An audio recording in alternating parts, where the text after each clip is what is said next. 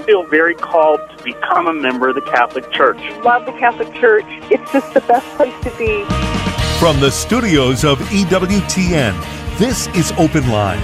In North America, call toll-free 1-800-585-9396. That's 1-800-585-9396. Outside North America, call 1-205-271-2985. You can also send an email to openline@ewtn.com.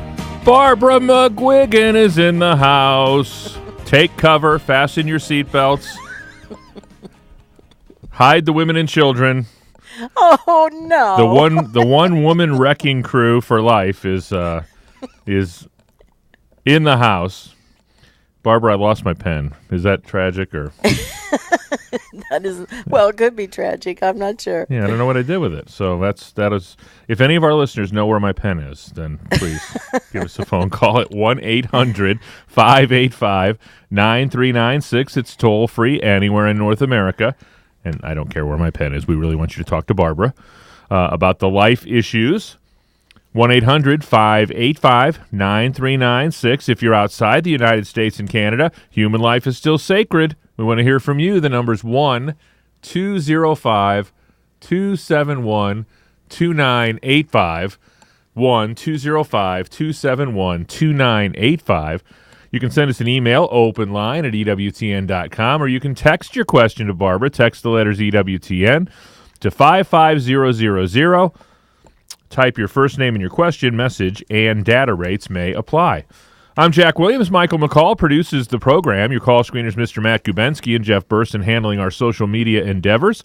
Our host, as she is every single Tuesday, is Barbara McGuigan. Barbara, how are you?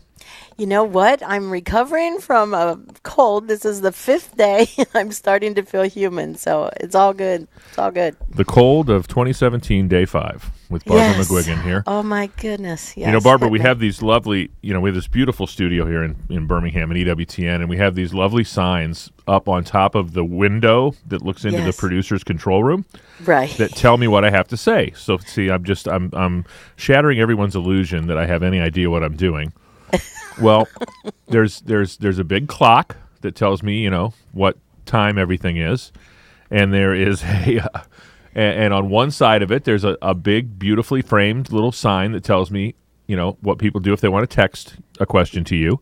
Right. And then there's another one that has the phone numbers on it, so that all I have to do is look up and the phone numbers are right there. Well, and now it isn't. no, they're there. But guess what? Here's what they did, Barbara. I am the consummate creature of habit. Okay, and it does not take much to send me spiraling out of control.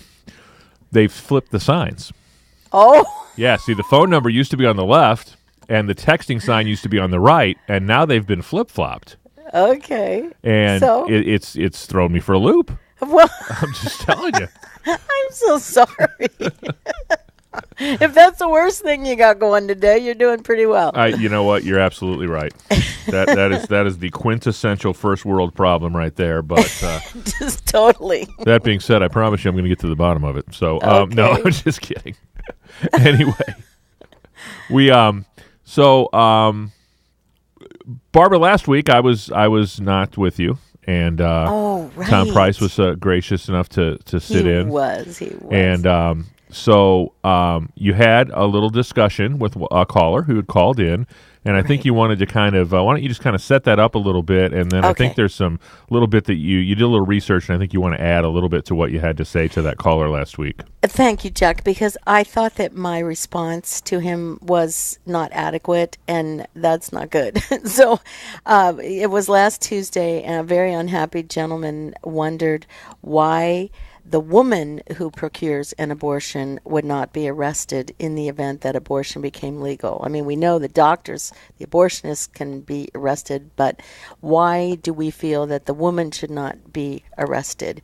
And so after I got off the air, I thought, I remember saying to him that, well, she's really punished enough. I've counseled so many mothers who have aborted, and God love them. So many of them, they did this whole thing out of fear, out of just many reasons why their boyfriend, someone was coercing them or whatever. so she's punished enough for her decision just in life until she experiences God's healing love and forgiveness. That's so important. But there's really a little bit more to it than that. And this is what I wanted to share. Now, this book that I'm taking this from, that I used to use constantly in my apostolate, is called The Facts of Life, an authoritative guide to life and family issues. And it is by the incredibly wonderful Dr. Brian Close, who still works for Human Life International. And he's very thorough, a brilliant, brilliant man. And I don't think any canon laws have been changed in the last 20 years, because that's when this book is written. So I stand to be corrected if it has all changed, but I don't think so. So anyway, what I wanted to bring in here is that the church, it's not only that the church doesn't want to change her teachings on abortion, she cannot. She absolutely cannot change any of these teachings, because this crucial issue deals with, as we know, fundamental questions that, of course, derive from the natural law. And Barbara, just so you're aware, the current code of canon law was promulgated in 1983, so you're within that purview. Okay, good. Thanks, Jack. You're a brilliant man.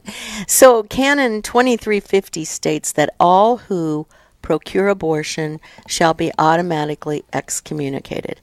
Canon law number 1398 states quite simply in Latin and English, I'll take the English for you, those who successfully abort a living human fetus bring on themselves instant excommunication. Now, this means anyone who provides aid without which the abortion could not have been committed. Okay, so this, we'll take a look at the boyfriends, husbands, fathers, or mothers who drive the pregnant woman or girl to the abortion mill, pays for the abortion in full or in part, or even advises that abortion may be an option, if you even advise that.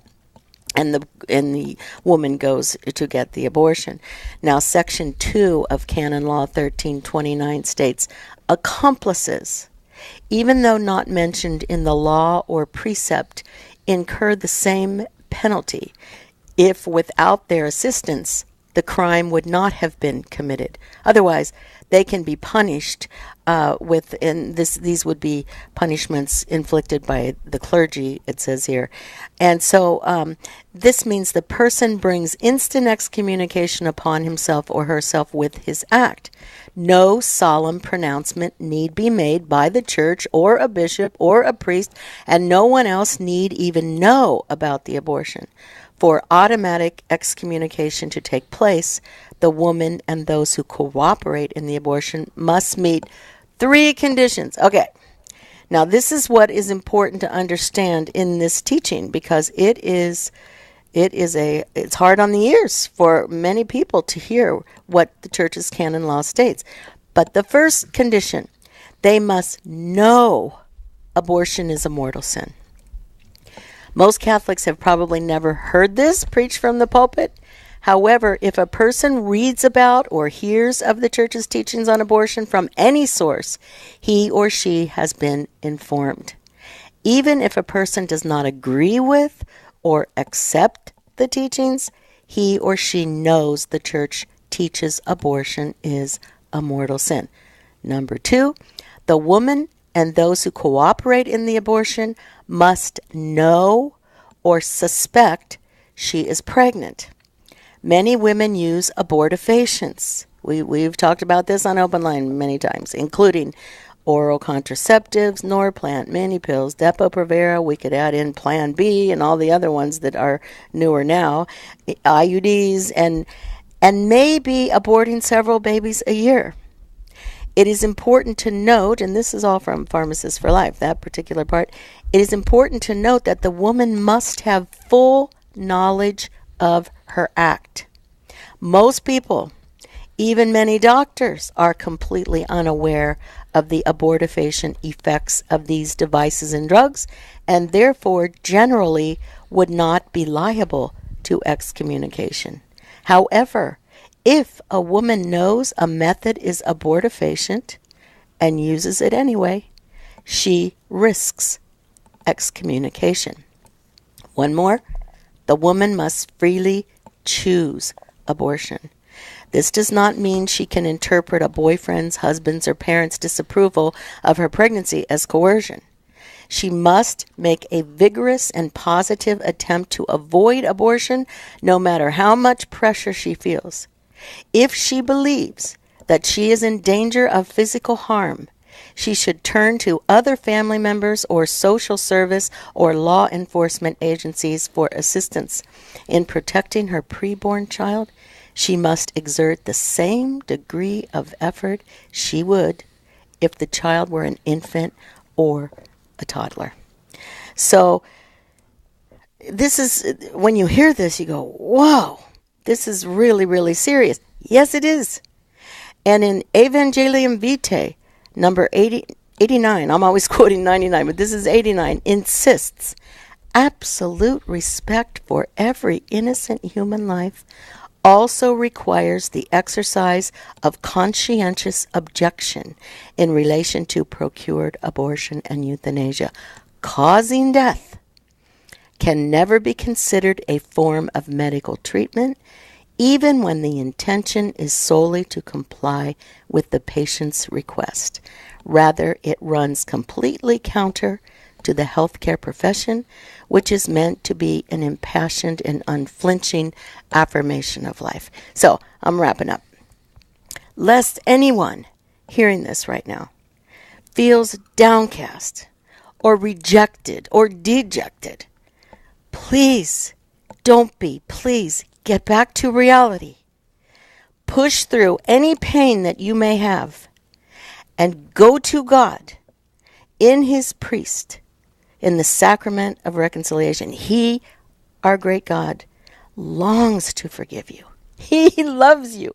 You are the apple of His eye. All we need to do is be sorry. That's all. That's all it takes. Because every last one of us is capable of committing a mortal sin without God's grace.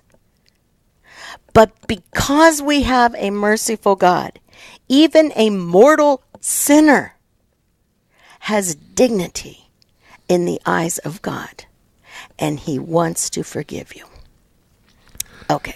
Just getting started on an open line Tuesday. Patricia in Omaha, don't go anywhere. You're first up. 1-800-585-9396 is our toll-free number.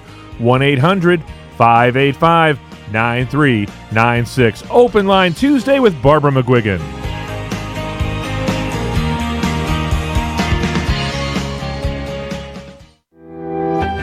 This is Bishop John Folda of the Diocese of Fargo. This is Raymond Arroyo, host of The World Over. This is Monsignor Charles Pope, Morning Glory Godly Counsel. Thanks for listening to EWTN Radio. Jerry Usher. I'm really a revert. There are a lot of converts on Catholic radio, a lot of reverts, those who have come back to the faith. Well, I would describe myself as a revert, and ever since I came back to a practice of my faith, I started praying the rosary, going to even daily Mass, God has led me on an amazing journey and used me in a lot of incredible ways that I never dreamed would have been possible. Take Two with Jerry and Debbie, Monday through Saturday, noon Eastern on EWTN Radio. Being part of EWTN Media Missionaries is a perfect way to help us fulfill our calling from Christ to make disciples of all nations. Visit EWTNmissionaries.com and join us in sharing the eternal word with the world. Christ is the answer with Father John Riccardo. John 14. This is Jesus in the upper room with the disciples before He's going out to His sacrifice of Himself for our salvation.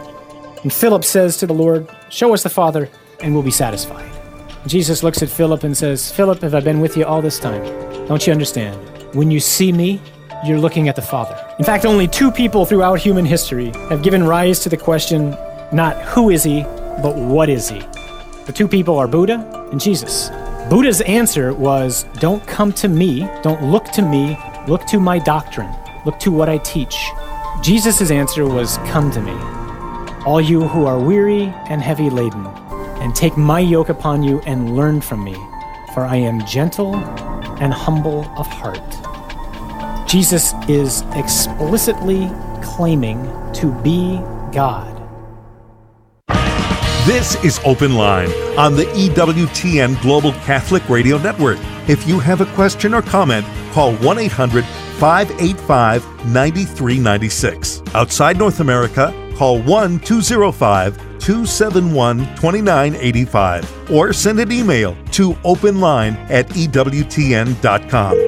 1-800-585-9396. Pick up the phone. Grab one of these open phone lines. If we don't have full phone lines, Barbara McGuigan cries, and then Michael and I have to deal with the aftermath of that. So do us a favor. Pick up the phone. Give us a call.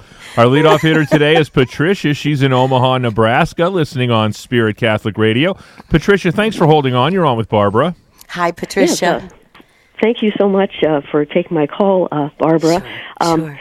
I want to wish everybody a happy All Saints Day Eve to start out with. Amen. Yes. Thank you. And my question for you, Ms. McGuigan, is what kind of pro-life phrases might help a coworker decide to make a pro-life decision as she's found out that she's just pregnant now and she's considering her options? Phrases. I think you need more than phrases, to be honest with you. But I think what it's good to appeal to, since you would know this person, is that this is a little child in her womb that wants to love her, wants to be a part of her life, and God ordained, not that he may bless the situation in which the child is conceived, but he definitely blesses the child, and he blesses the mother, too, with the child, that this is a little child who is going to love her.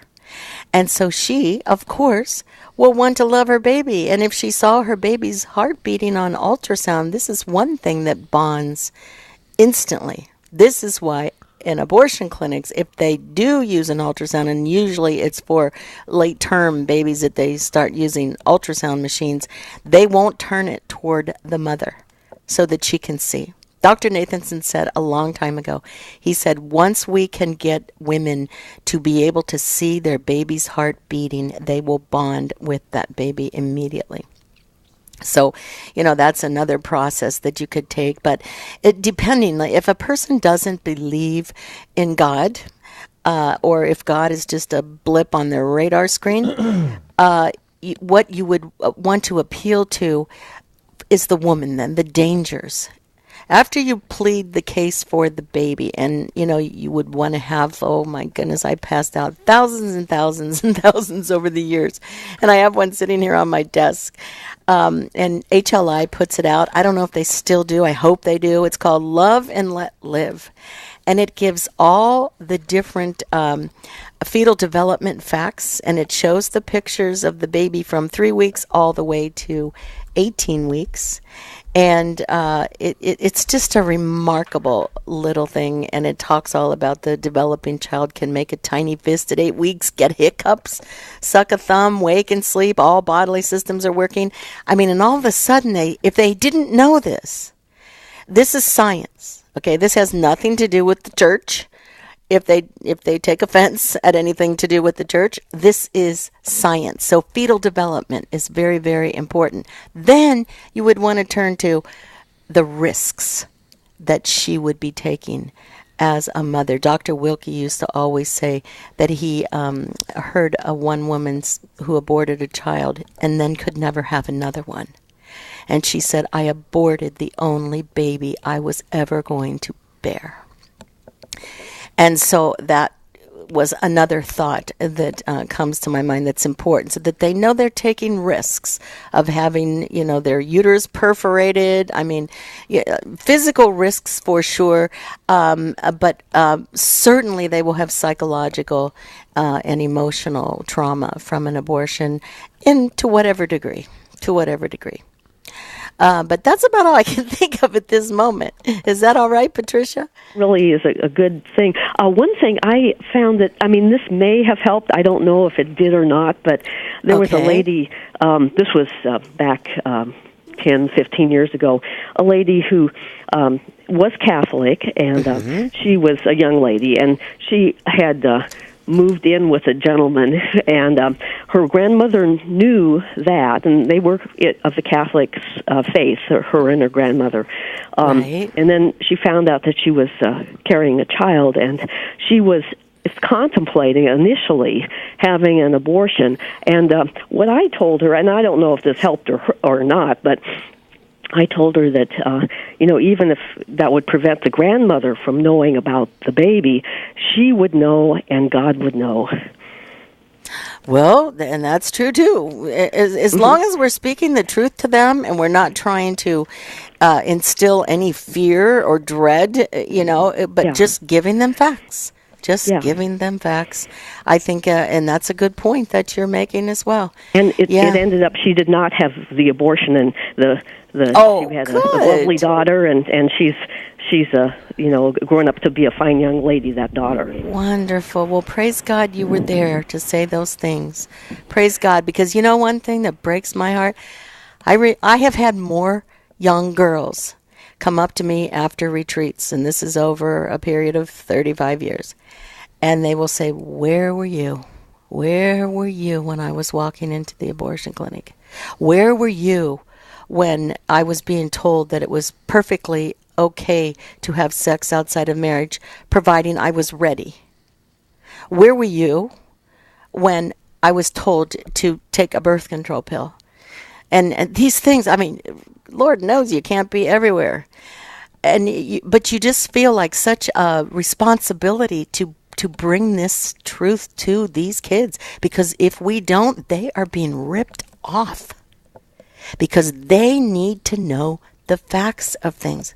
They need to know why abortion breaks the heart of God. They need to know why contraception is the gateway to abortion, and you spell it all out for them. And if they don't know this, then they're like babes in the woods. They're being set up for failure. And that's what used to just always grab at me. And I go, oh my goodness, Lord, I'll be teaching this till the day I'm in my grave, because it's just something so critically important. That brochure is still available at HLI.org. Oh, good. It's called Love and Let Live. Oh, my gosh. I went through so many of those. I was driving them crazy because they just had to keep that printer going, because I would speak to very large crowds of people. And, boy, we'd go through that. Eyes were opened just with this little brochure. I'm glad to know. I love Father Bouquet. He is one of the greatest. He is a Father Marks for sure in so many ways. He really is. He's just a great man. He's going to be on the Good Fight here one of these days. So we'll stay in the great state of Nebraska. Fred is in Lincoln, Nebraska, also listening on Spirit Catholic Radio. Fred, you're on with Barbara McGuigan. Hi, Fred. Hi, how are you? I'm great, I was wondering, the test that mothers can take to determine if they have a disease like rubella. What are your thoughts on that? Should they not take it, or should they take it? Is this for rubella? I'm not sure what test that is particularly. Do you know what it was called? Is it a blood test? Yeah, it's a blood test that they can take when they're pregnant, and the doctor can tell if they're possibly going to have it or not. Oh, I see what you're saying. In other words, if they've never had the chicken pox, and they would be setting up for if they got the chicken pox while pregnant, right? It would be German measles, isn't that what they called it? Or no, what do they call it? German measles is the danger, right, Jack? That's rubella. I'll tell you the reason why I'm asking is I knew a lady who had rubella syndrome. She wore her thick glasses and had hearing aids and had heart problems, and she was very successful. And every day she said, "I thank God that my mother did not have a test for rubella available at the time I was in utero," because she said her mother was pro-abortion, and they lived in Iowa where she could have got one. Oh, there you go. The thing is, it's kind of like a search and destroy mission is what it is. Any tests, of course, like some doctors mandate, and I know in California here, there are some where you have to get the blood test. You don't have to get amniocentesis if you don't want that, but you do have to get the blood test. I think it's called chorionic villi. I think that's what they call this test. And but then again, it's a blood test, and you could just, if it's required, it's not going to harm the baby in any way, shape, or form. So if it's something that you're going to have to put up with, I suppose, you could either find another doctor who doesn't demand that he gives that. I think usually it's for their insurance sometimes that they have to do, some of these tests. But well, Fred, you're right. Thanks be to God that she wasn't in that situation, huh? God bless you, good man. Are you a good pro-lifer, Fred? Yes. Great. I'm happy to hear that, because we need strong men too. Not just strong women. We need strong men that aren't afraid to speak the truth about abortion and contraception.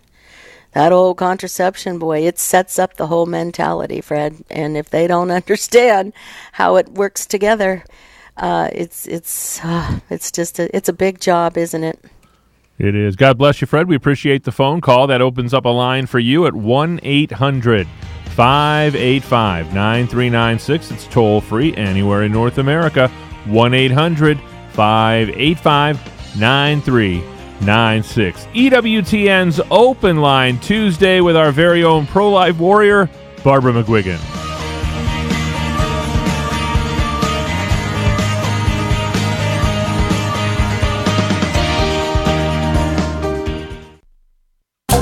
Looking for a solid and dependable Catholic radio station in your area? One that's uplifting and authoritative? A trustworthy tool for the new evangelization? God may be calling you to a mission in Catholic radio. Find out how you can start a Catholic radio station where you live, powered by the truth of the Church and EWTN's dynamic radio programming. Contact me, Jack Williams, at 205-795-5756 or jwilliams@EWTN.com. This is Life Issues with Brad Mattis, president of Life Issues Institute. Those old enough may remember the nickname Governor Moonbeam, given to California's Jerry Brown because of his far-out leftist policies. Sadly, Mr. Brown has made a comeback as governor, and his leftist policies continue. But the California legislature passed a bill so outrageous, not even Governor Moonbeam could support it, so he vetoed it.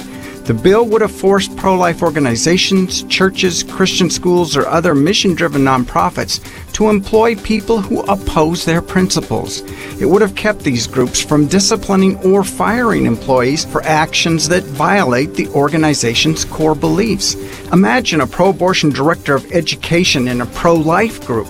Thankfully, the radical bill proved to be a bridge too far for this liberal governor. Follow us on Twitter at Life Issues USA and stay informed, more informed than you've ever been. EWTN, teaching the truth. Listening to your program has really touched my heart, and I just see such love and beauty, not only for Christ, but for people in general in the Catholic Church. And now I feel like I need more. I want to serve God more. I feel it so much that He's given me a gift to serve and to touch people, to love people. What would it take for me to maybe look into the priesthood? EWTN. Live truth. Live Catholic. This is Open Line on the EWTN Global Catholic Radio Network. If you have a question or comment, call 1-800-585-9396. Outside North America, call 1-205-271-2985 or send an email to openline@ewtn.com. We got a text from Linda Barbara. She says, I was told I have small fibroids and maybe endometriosis. The doctor said I needed a hysterectomy done to see inside and remove the fibroids. She said she would clean my tubes and uterus so I can have babies. I am now 41 and have 3 kids, but want more. What do you think? Well, I don't think there would be anything wrong in that. I mean, if that's the process. But before I would do that, I would talk to a naprotechnologist, a naprotechnology trained physician, OBGYN. Me personally, that's what I would do. And Dr. Hilders has, so many good things to do about fibroids, and, maybe sometimes it's diet and too much fat in your diet and different things like that, that he would be able to diagnose it as well. And then, I would just get a second opinion, but especially from a naprotechnologist. Next up is Maria. She is in the great state of Colorado, listening on Denver Catholic Radio. Maria, you're on with Barbara McGuigan. Hi, Maria. Thank you. Thank you for taking my call and for your work, Barbara. Sure. I am a super pro-life person, and I work with a group of ladies that are the opposite of me, very liberal, very nice ladies, but difficult to hold conversations. But anyways, I brought to their attention that abortion is not correct, that is not what God wants from us. And they were pretty gentle, considering that they are not in agreement with my Yes. They were not in agreement, and they, of course, they said that that everybody has a right to choose, and so the same arguments that we know. So my question is, how can I follow up on this approach? Because I felt that we need to speak up, and we need to stop being afraid of talking to others about this important issue. Yes. And I want to know what would be the next step. How can I bring this back or keep talking about this in my office? Well, here's the thing. You're really up against it because if you are the only one and everyone else, I would try to isolate one at a time. I wouldn't try to take them all on together. But that I think would just be an easier way. But when they say they are right to choose, they have a right to choose, I would ask the question, right to choose what? Make them answer what they're choosing. And if they say, then they will get into the fact that that's not a baby, that's tissue adhering to the uterine wall. Those are clumps of cells. All the stuff they learn from secular media, but not so much anymore, Maria. Not so much anymore. You would look pretty ignorant to bring up those things with all the fetal development information that we have now. But get them to say right to choose what? And then you say, you mean right to choose to have your unborn baby ripped from your womb piece by living piece? Right to choose to flatline your baby's heartbeat that we know is there from science? Really? You don't really believe that? Try to be as lighthearted, and I know it's not easy, as lighthearted as you possibly can. And then I would have Love and Let Live brochures in your pocket. I'm so thankful to God that they still have these because it's just an excellent thing. I made more tracks with this little thing in the miracle of life. But then here's the other thing. Always include the fact that so many mothers who go to abort their babies really don't understand that it is a living, breathing human being with a heartbeat. They don't know. They've never been taught. It's not their fault. Do this sort of thing, right? And because the women you are talking to may very well have had one or more abortions, or they've taken a girlfriend to get one, or their little sister had one. Everyone, Dr. Nathanson said the day will come when every single human person will know someone who has had an abortion. And so then I would extend God's healing, love, and forgiveness right away. And I was just sitting here listening to a Kirby sweeper salesman, right? And for some reason, he asked me what I did. And I said, I just do some radio and I give some talks and stuff. He said, well, what do you say? What do you talk about? And I said, it's all pretty much based around the right to life, and it's pro-life, pro-family, that sort of thing. He got so downcast. I could tell instantly that he was involved in an abortion in some way, shape, or form. And so after I just talked a little bit about the baby, I said, I bet you didn't know this. Am I telling you this for the very first time? And he goes, yep. I says, yeah, I didn't think you knew it. I wonder if you know how much God loves you too. He goes, well, I'm a Christian. I said, well, good. Then you must know how much God loves you. And he wants to heal you if you were ever involved in an abortion. He said, really? This just happened 2 days ago. Really? I said, yes, really. Well, it turns out he was Catholic. Turns out I told him where my church was. right down the street. And so, nothing happens by chance. Sometimes you have to listen to a Kirby sweeper salesman. And it's the Holy Spirit working. It was a divine setup. I had no idea that this was going to be the setup.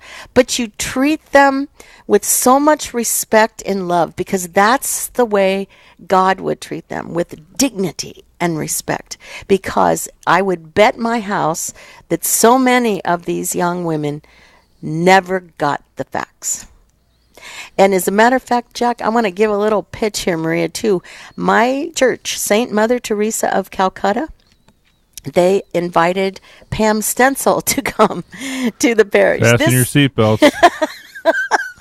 This Saturday. She's got a great testimony, doesn't she? She is amazing. And amazing. I thought of her when you were speaking earlier about when you were going through your litany of where were you when they told me that, and that's Pam Stencil has a mantra similar to that. Oh, she does. And her mission is to never ever have anybody she come in contact with say, "Why didn't you tell me?" Yes. That's it. That is the mission. And she's coming this Saturday, November 4th, to our parish. So if any of you live in this neck of the woods, you'll be able to see Pam Stencil. It's a wonderful parish. They have a great pastor. He's very much with the church and the teaching magisterium, and it's just a blessing. So, Maria, I hope that helped a little bit. Yeah, I'm thinking in taking also some of the cards from our Catholic Charities, a group that works with the babies and the mothers, and kind of like pass it around and say, hey, just in case, these are other options, and keep pushing, Yeah, just keep. That's it.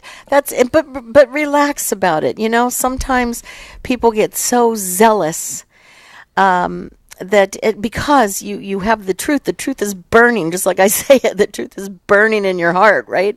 You want to get it out, but you have to be gentle, because so many of these people are, it's sad because they just haven't had any information that they needed. Next stop for us, Herndon, Virginia. Linda is in Virginia listening to EWTN Radio on the Guadalupe Radio Network. Linda, you're on with Barbara McGuigan. Hi, Linda.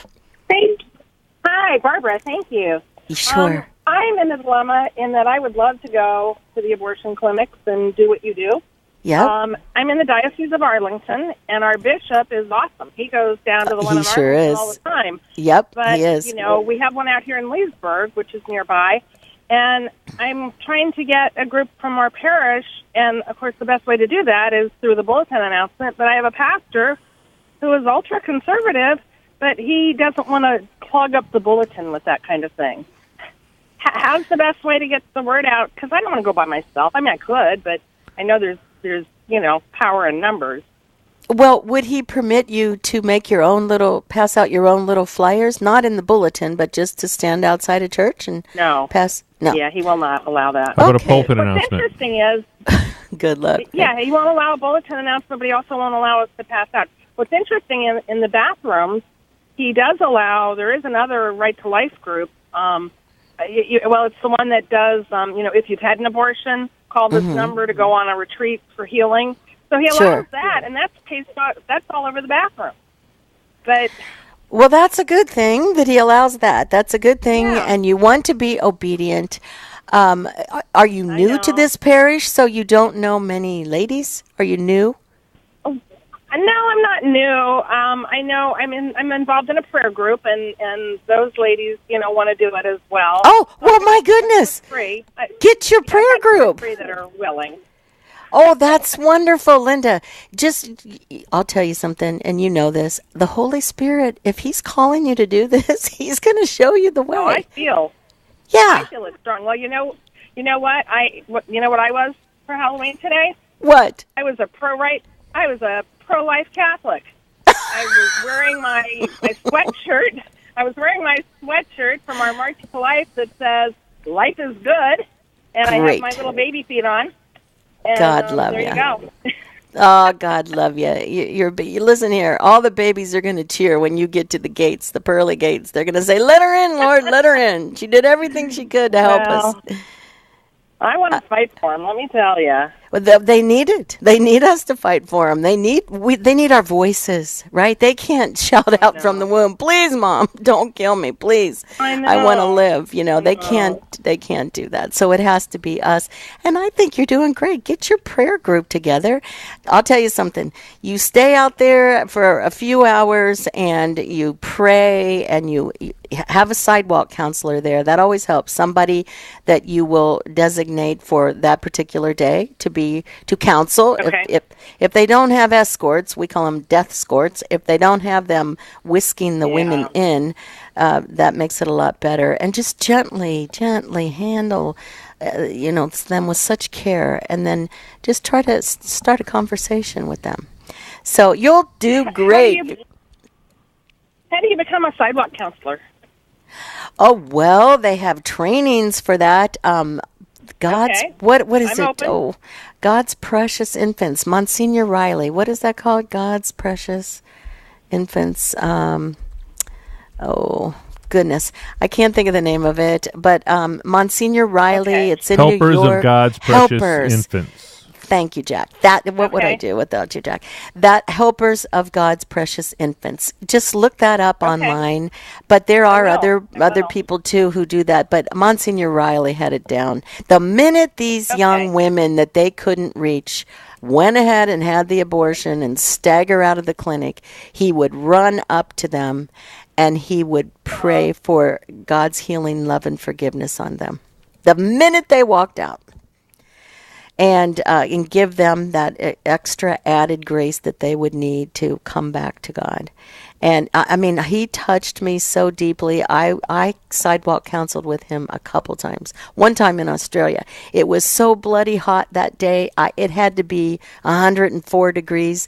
And that man had on a wool shirt under his priest shirt. You could only tell at the cuffs, that it was wool. And he was wearing that underneath just sweat pouring from his body because he had a wool shirt on. That's what saints are made of, that kind of stuff, I felt like I was there with a saint. Next up is Joanne. She's in Houston, Texas. She's also listening on Guadalupe Radio. Joanne, you're on with Barbara McGuigan. Hi, Joanne.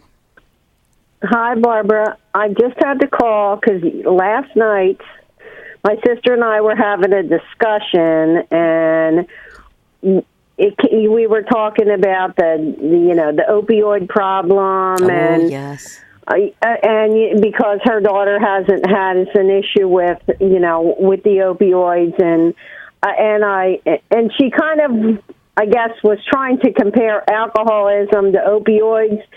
And so that she wanted to she was looking up, she said, I'll just look up on the internet, comparisons to, how many people die from alcoholism and how many people die from opioids. But instead what happened, she pulled up, and it was what was the leading cause of death in America? Yeah. And it said abortion.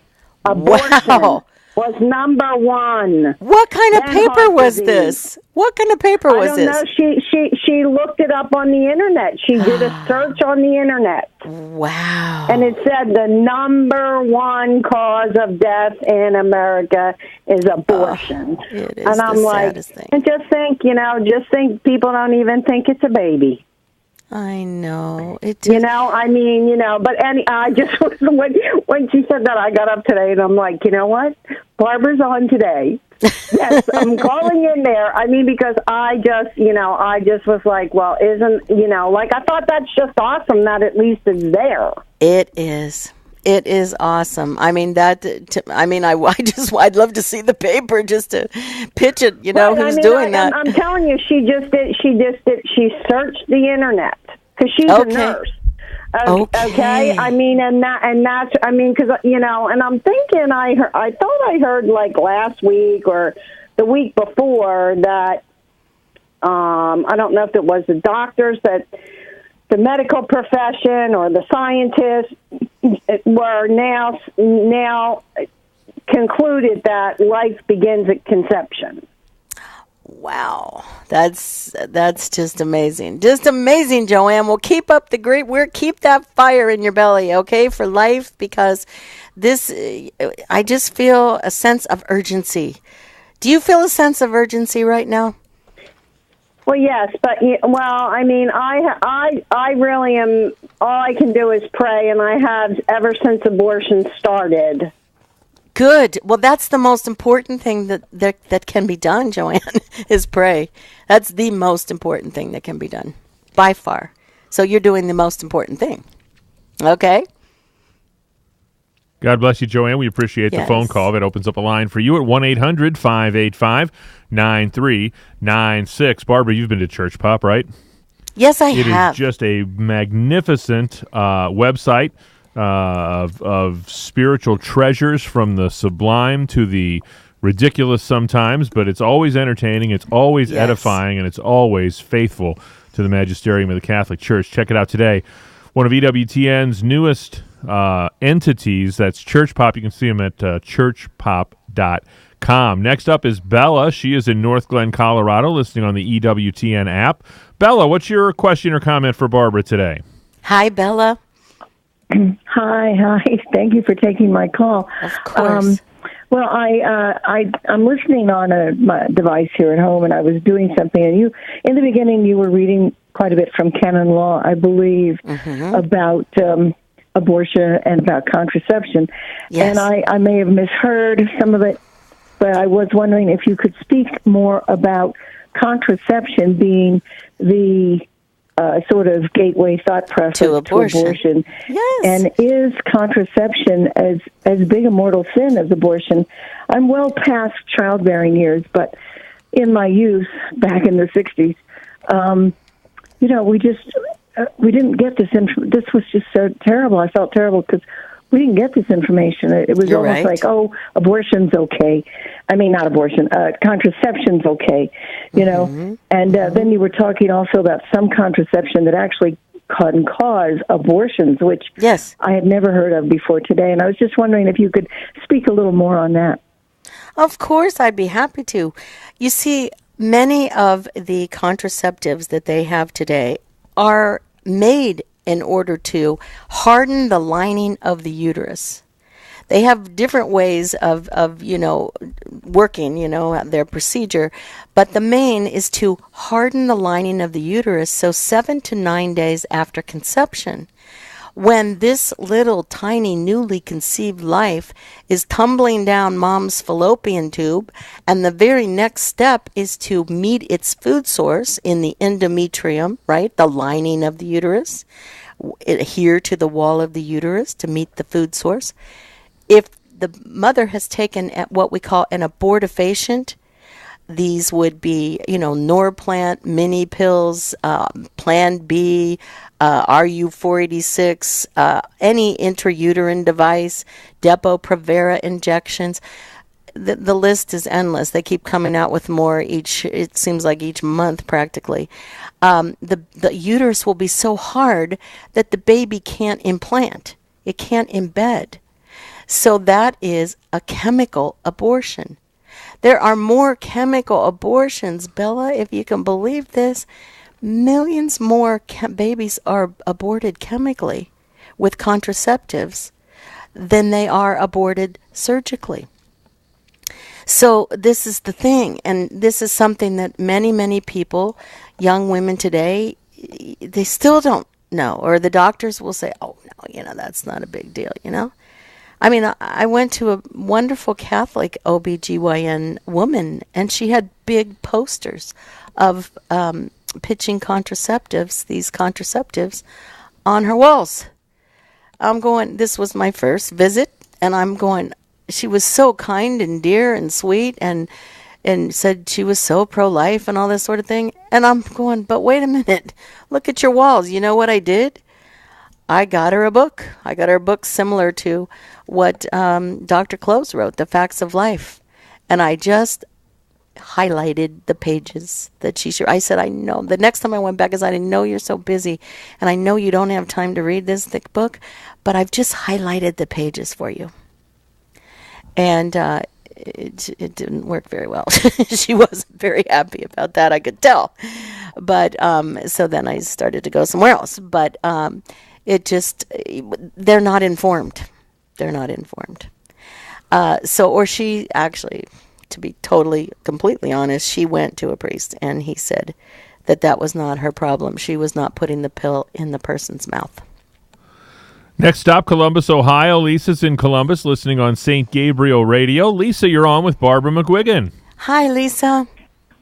Hi, Barbara. I really appreciate the wonderful work that you do. Oh, thank you. I God work at bless a you. hospital. I'm a nurse on a mother infant unit, and I just wanted to clarify the rubella thing. Good. When a mother is pregnant, they will just do a test to see if they're immune to rubella or not.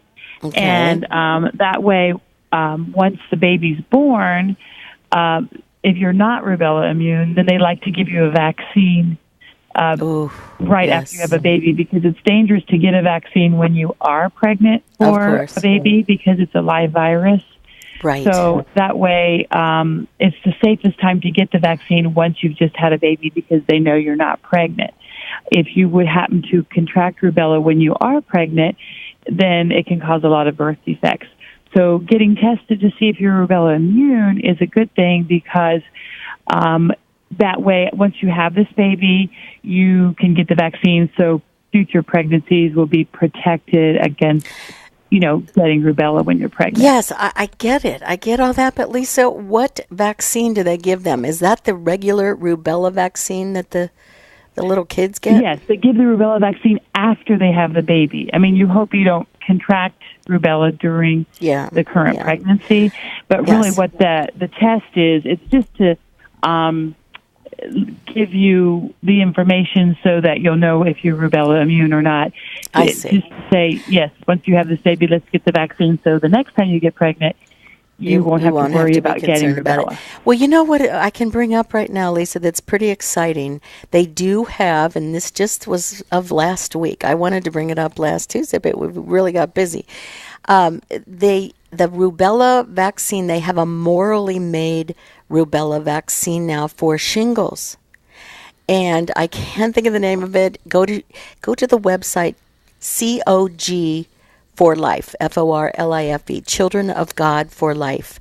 And my great friend Debbie Vintage, it will explain all this on her website. But it's just a real breakthrough.